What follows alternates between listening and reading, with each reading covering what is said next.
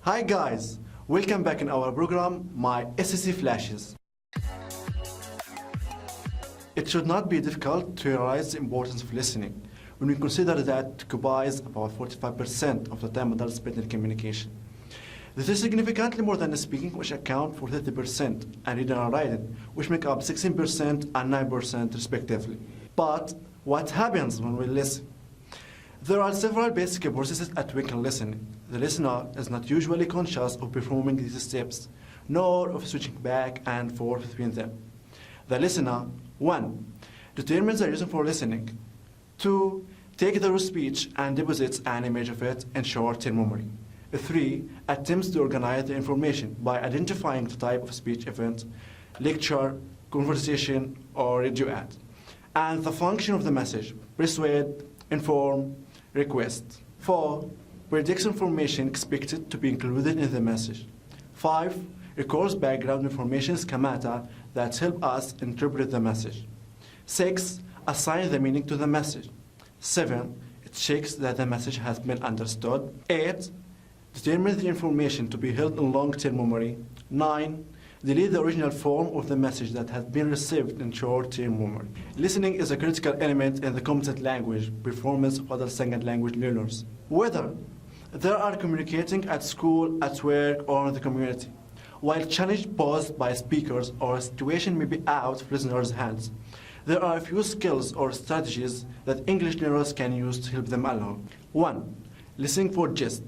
When listening is also possible to get the whole picture, but with one crucial difference. The information comes in a sequence, and in that sequence of information, there are content words, nouns, adjectives, and verbs. For example, the words food, friend, fun, park, and sunny day have their own meaning. But when you hear these words in a sequence, they help form the context of a picnic. Detecting signposts. Just like traffic light and roads, there are signposts in language that help us follow what we are listening to. These words, which link ideas, help us to understand what the speaker is talking about and where they are taking us. For example, first of all, moving on to, in summary, to illustrate this, and so on. Listening for details. When listening for details, you are interested in a specific kind of information. You can ignore anything that doesn't sound relevant. You are able to narrow down your search and get the detail you need. A listening test. If you are asked to write down the person's age, listen for the words related to age: old, young, date of birth, etc., or a number that could represent that person's age. Infinite meaning. Imagine you are a tourist in a country whose language you don't speak. In a restaurant, you hand over your credit card to pay for the bill, but the servers seem to say something abridged in response.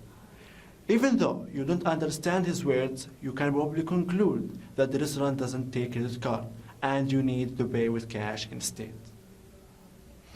This is the technique of inferring meaning, using clues and prior knowledge about the situation to work out the meaning of what we hear. Summing up, these strategies are not standalone. While prediction is mostly a pre-listening skill, others need to be used simultaneously to get the best result when listening. In predicting content, depending on the context, a news report, a university lecture, an exchange in supermarket, you can often predict the kind of words and style of language the speaker will use. Our knowledge of the world helps us anticipate the kind of information we are likely to hear. Moreover, when we predict a topic of a talk or conversation, or its vocabulary stored in our brains, is activated to help us better understand what we're listening to. If you like my video, I'd really appreciate it. Please don't forget to press like and subscribe. Thanks for watching and have a nice day.